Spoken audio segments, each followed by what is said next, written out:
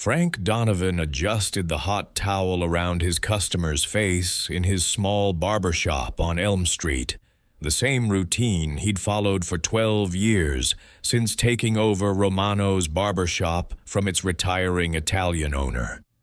At 58 years old, with graying hair combed neatly back and gentle blue eyes behind wire-rimmed glasses, Frank appeared to be exactly what his customers expected.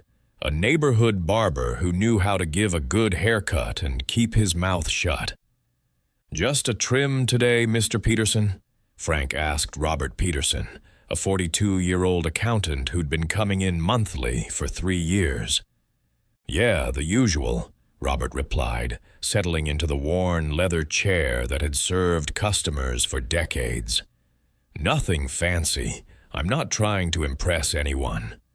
What Robert and Frank's other regular customers didn't know was that Frank's seemingly simple questions and attentive listening weren't just small talk.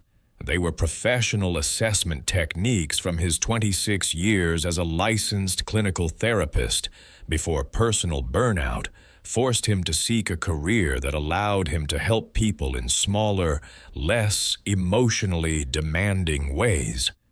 Frank had discovered that men who wouldn't dream of sitting in a therapist's office would pour their hearts out to their barber, creating an opportunity for informal counseling that felt natural and unthreatening.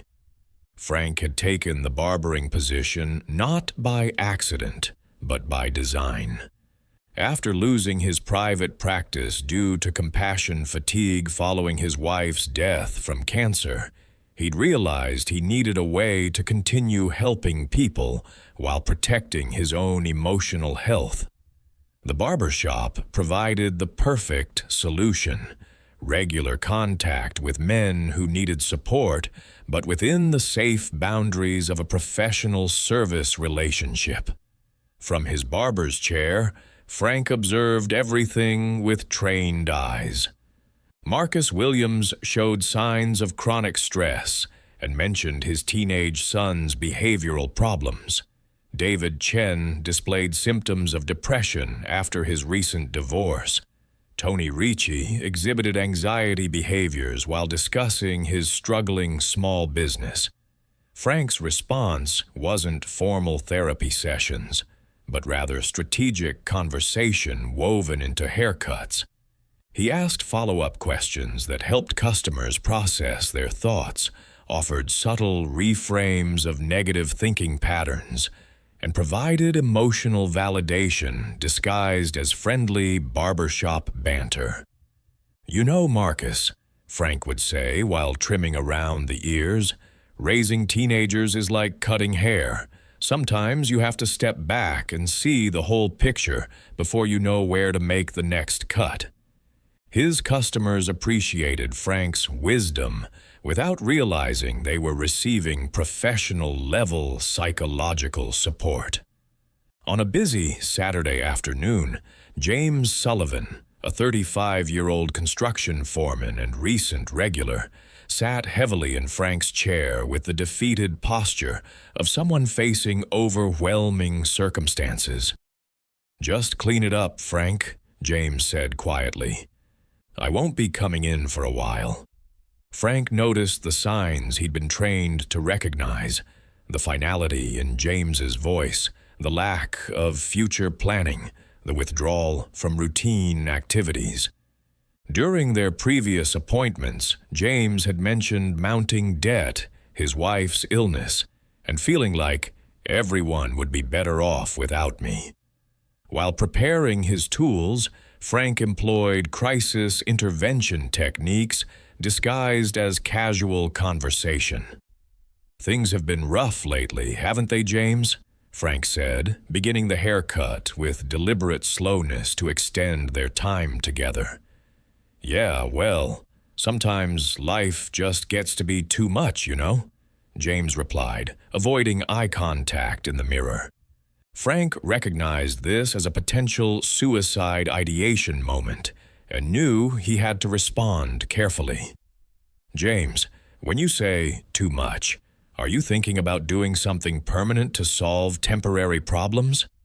The directness of the question, coming from his trusted barber rather than a clinical professional, caught James off guard. Yeah, Frank. I've been thinking maybe everyone would be better off if I just wasn't around anymore. For the next 45 minutes, Frank employed every crisis counseling technique in his arsenal while continuing the haircut. He assessed James's immediate risk, identified protective factors, and developed a safety plan, all within the comfortable context of their barbershop relationship. James, I've known you for 8 months, and I've seen how you talk about your kids, Frank said, carefully shaping the hairline. Those little ones need their dad, especially now. Have you thought about how they'd understand your decision? Frank helped James identify support resources, discussed coping strategies for financial stress, and extracted a commitment that James would contact him before making any irreversible decisions. By the appointment's end, James had agreed to speak with a counselor and had Frank's personal phone number for crisis support. "Frank," James said as he prepared to leave, "I don't know why I told you all that. I've never talked to anyone about feeling that way." "Sometimes," Frank replied, "it's easier to open up when someone's taking care of you, makes you feel like you matter." 3 months later, Dr. Margaret Hayes, a local psychologist, visited Frank's barbershop for her husband's monthly haircut. During the wait, she overheard Frank's conversation with another customer, a discussion that employed sophisticated therapeutic techniques she recognized from her own training. After her husband's appointment, Dr. Hayes approached Frank privately. "Frank, I couldn't help but notice your conversation with that gentleman. Your approach to his anxiety about public speaking was remarkably sophisticated.